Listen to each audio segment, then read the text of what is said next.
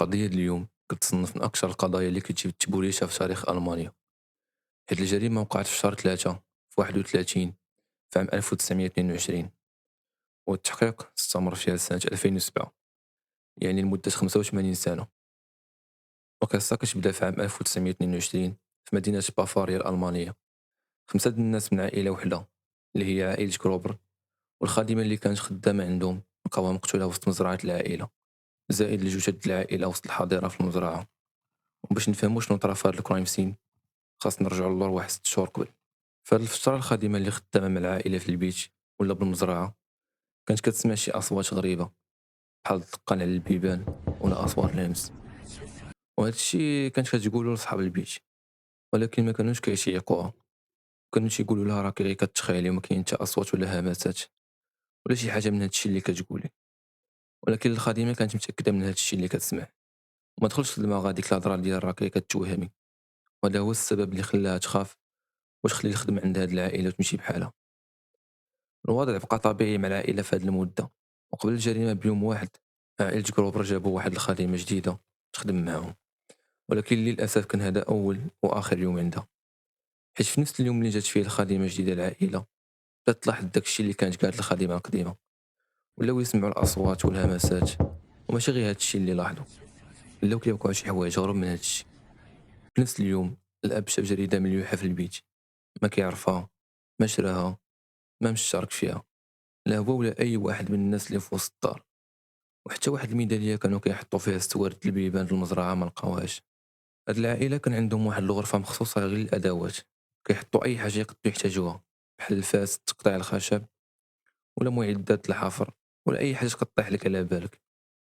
ولا جيتي تقارن هاد الشي بالحوايج اللي غادي نقول لك دابا غتكتشف بلي حتى حاجة ما كانت عادية. تقدر تقول لي علاش؟ وهاد الشي اللي غنقول غيجاوب على السؤال ديالك.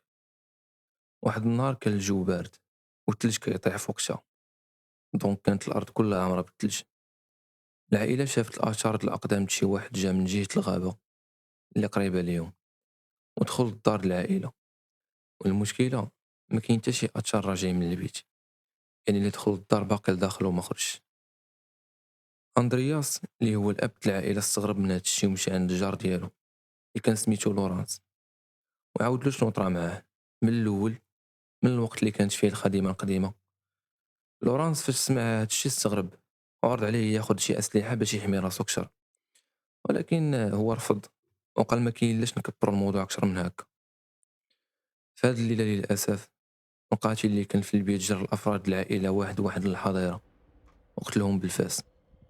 العائلة كاملة كانوا في الحظيرة من غير الولد الصغير اللي كان في عمره عامين، والخادمة الجديدة اللي جات قتلهم بالغرف ديالهم.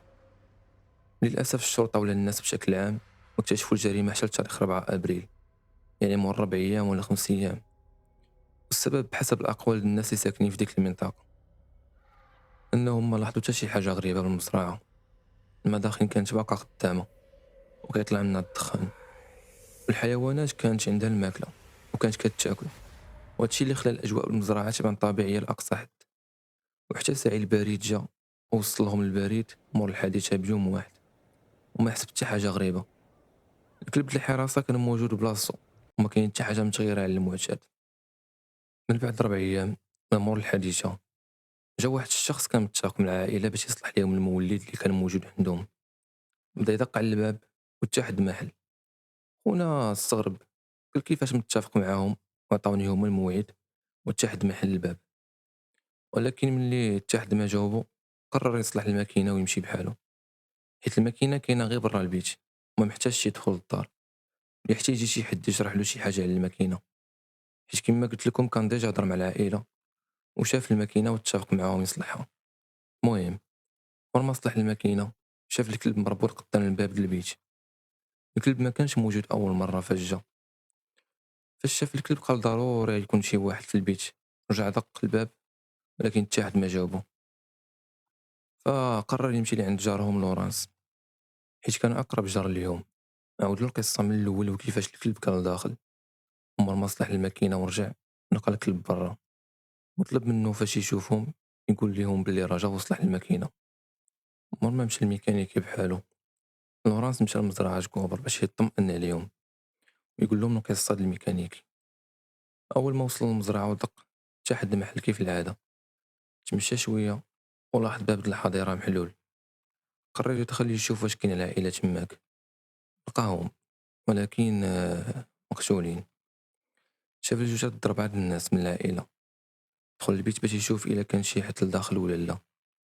الغريب كان الآثار د شي وحدين موجودين في البيت، والعافية شاعلة في المدخانة والصحون في المطبخ، وآثار ديال شي شخص كان كياكل، ولكن ما كان حتى حد في البيت، من غير الجثث د الخادمة والولد الصغير. لورانس خرج بالزربة من المزرعة وبلغ الشرطة. ملي وصلت الشرطة بداو يحللوا الجثث واكتشفوا باللي كانوا ميتين من تاريخ 31 مارس. الشرطة بدات التحقيقات ديالهم وبداو يسولوا الناس ويقلبوا على شي حاجة اللي توصل لهم من القاتل، لكن ما قدروا يلقاو حتى دليل. أكثر شخص كان مشتبه فيه هو جارهم لورانس، وهذا الشيء كان لعدة أسباب. السبب الأول أنه هو الشخص اللي بلغ على الجريمة وشافهم آخر مرة، دونك قالوا علاش ما يكونش هو اللي ارتكب الجريمة ومراها بلغ الشرطة باش يبعد الاتهام عليه. والسبب الثاني أنه هو أقرب شخص لهم بالمنطقة، يعني أقرب شخص من ناحية المسافة. والحاجة الثالثة والأخيرة، لورانس كان واحد المرة طلب يد بنت لاندرياس، ولكن الأب رفض، فقالوا ممكن يكون هاد الشي حفزو باش ينتقم مثلا، ولكن ما قدروش يثبتوا عليه التهمة. والسبب كان داكشي اللي عاود تعاد دابا شوية، وهو كان شي واحد عايش في البيت وكيشعل العافية ويوكل الحيوانات اللي كانوا في الحظيرة. وفي نفس الوقت لورانس كان في بيته وعنده الشهود شافوه في البيت طول ديك المدة وما خرجش في هاد الفترة. ولهذا السبب ما قدروش يثبتوا عليه التهمة، والتحقيق بقى مستمر لسنة 2007 بلا حتى شي نتيجة، وما لقاو حتى حد يثبتوا عليه الجريمة، وبقات الكيس كلوز حتى حتى الآن.